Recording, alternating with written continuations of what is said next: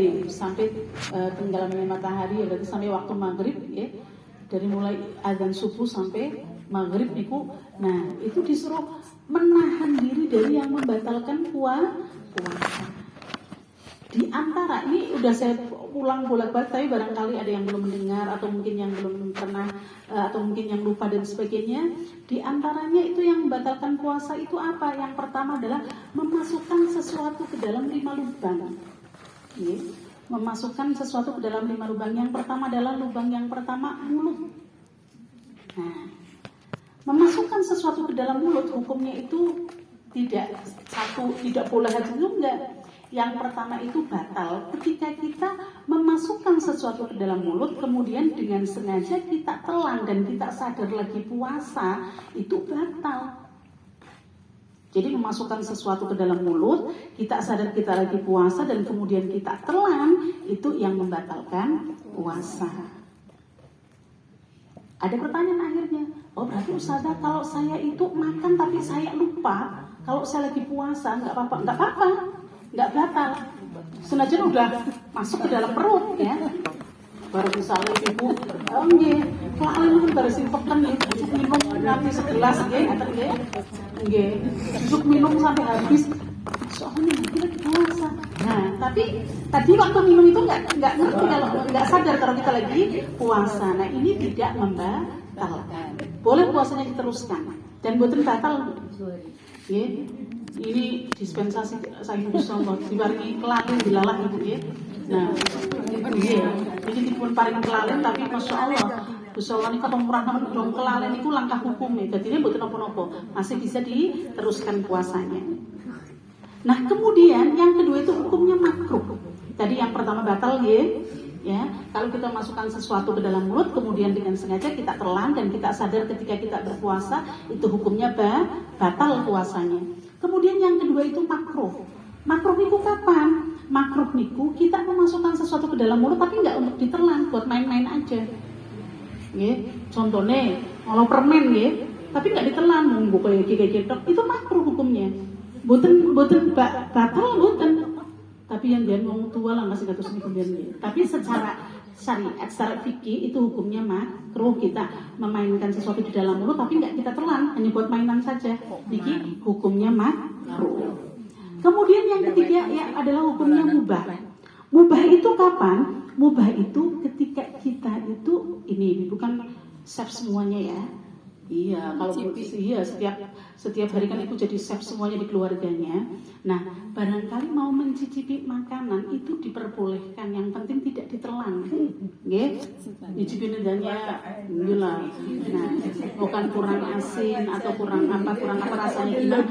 Boleh untuk mencicipi, hukumnya mubah, angsal mawon. Ya, mubah itu diperbolehkan. Dicicipi tapi tidak ditelan. Kemudian dilepas kembali itu hukumnya mubah. Jadi ibu ini para chef boleh untuk mencicipi makanannya, yang penting jangan ditelan.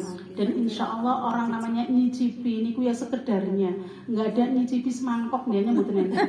Itu namanya bukan mencicipi tapi udah makan kenyang. Ini. Kemudian yang selanjutnya justru sunnah. Ya. Bukan makruh ya bukan, haram ya bukan, mubah ya bukan, tapi disunnahkan. Kapan itu? Ketika kita berwudu untuk berkumur, itu hukumnya sunnah. Jadi ibu-ibu walaupun dalam keadaan puasa, ketika wudu boleh disunnahkan tetap untuk berkumur, nggak usah ditinggalkan walaupun itu siang hari. Karena hukum itu sama, yang namanya sunnah ya sunnah terus gitu. Jadi ibu-ibu itu berkumur, nah itu tetap disunnahkan. Jadi bukan makruh bukan, tapi tetap sunnah. Ngaten nggih? Jadi ibu ketika berwudu ya udah berkumur saja, insya Allah ibu-ibu Jami Al-Mufidah sudah paham langkah sing berkumur kue didelek ya mboten enten. Kecuali bocah cilik ta bukan karo miras-mirus Nah, dong wong tuan dianya mboten kados niku berkumurnya ya hati-hati tetap karena lagi puasa ya ekstra hati-hati, lebih hati-hati lagi biar air itu jangan sampai tertelan di mulut kita sampai tertelan sehingga sampai kemudian kita. Tapi kalau tertelannya nggak sengaja aja itu tetap nggak membatalkan. Tapi kalau dong kayak bocah cilik sing sengaja kalau minum mislah ini ya yang membatalkan. Paham ya? Ini yang pertama, lubang yang pertama adalah mulut, hukumnya tadi macam-macam. Ada yang membatalkan, ada yang makruh, ada yang mubah, dan ada yang justru sunnah. Lubang yang kedua adalah hidung. Nah, hidung itu mana bagian yang tidak boleh tersentuh. Nah, ibu-ibu, Ustaz aku lu mangkane upile wis kebek nemen pripun nggih. Mungkin kan seperti itu masalahnya nggih. Atau mungkin wong kula lagi pilek niki Allah mblebekaken men arek upile tok niki sing sedang mboten angsal pripun. Nah, yang tidak boleh tersentuh itu adalah lubang yang pembatas antara sini nggih, stasius gini nggih. Nah, ini yang ketika kita itu merasa tersengat kalau kita sentuh. Kan dong kejeron arek. Nah, tersengat ya Bu ya. Iya, itu yang tidak boleh tersentuh. Kalau sekedar di luarnya sini itu diperbolehkan. Kalau masih pakai jari itu boleh Bu. Nah, kalau kecuali pakai alat yang sampai ke dalam itu yang tidak diperbolehkan, yang bisa membatalkan puasa. Ini lubang yang kedua, hidung ya. Kemudian yang lubang yang ketiga adalah telinga. Nah, telinga. Usaha mangkane kula telingane ngriki gatel pripun. Selagi masih pakai jari kelingking itu masih tidak membatalkan puasa. Yang membatalkan puasa itu yang sampai ke dalam banget. Ya, jadi jangan pakai cotton bud, jangan pakai alat yang lain untuk ngorok kuping, ya. Itu jangan sampai seperti itu karena kalau masuk ke dalam banget itu justru membatalkan puasa. Makanya kalau mau bersih-bersih itu ya sebelum imsak, sebelum datang subuh itu udah bersih semuanya. Kan ya? Nah, lubang yang berikutnya, ya tadi telinga sudah, lubang yang berikutnya yang nomor 4 adalah kubul. Ya, kubul itu bagian depan kita, itu tidak boleh dimasukin apapun. Walaupun alasannya untuk pengobatan tetap membatalkan puasa. Jadi misalnya Ustazah saya mau pasang alat kontrasepsi misalnya pakai dari situ ya tidak diperkenankan karena itu membatalkan puasa. Kan ya? Nah, dimasukin apapun tidak boleh. Enggak cuma hubungan suami istri tapi dimasukin apapun, benda apapun itu enggak boleh dimasukkan ke dalam kubur. Kemudian lubang yang berikutnya adalah dubur. Dubur kita tidak boleh kemasukan apapun dengan alasan apapun, walaupun alasannya untuk pengobatan itu tidak diperbolehkan.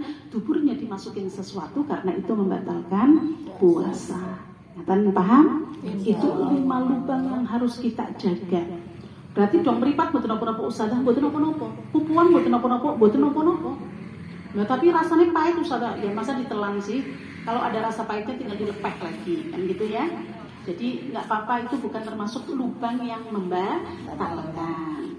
Di lubang yang membatalkan itu tadi hanya 5, mulut, hidung, telinga, kubul dan